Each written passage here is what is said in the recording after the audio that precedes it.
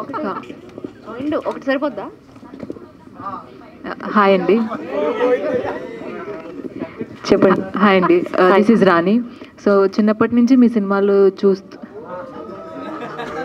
నా ఏజ్ గుర్తు చేస్తున్నారు కదా మీరు, పర్వాలేదు చెప్పండి.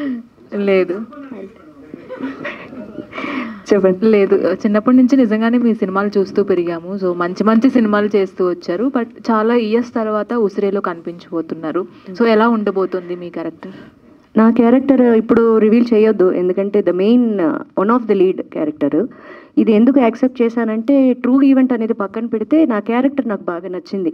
ఇప్పుడు నేను చేసిన ఆల్మోస్ట్ తమిళ్, తెలుగు, మలయాళం, కన్నడ, హిందీ అన్ని కలిపితే యాజ్ మెయిన్ లీడ్ హీరోయిన్గా 120+ చేశాను.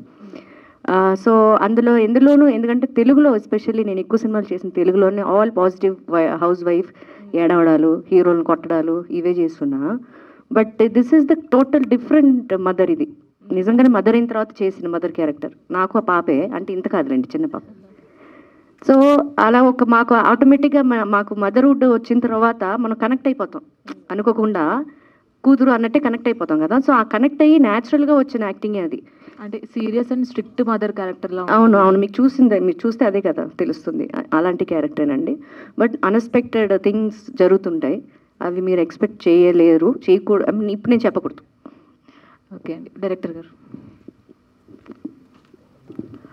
ఎస్, మొత్తం అందరినీ మీరు చూపించిన ఇప్పుడు కంటెంట్ అంతా చూస్తే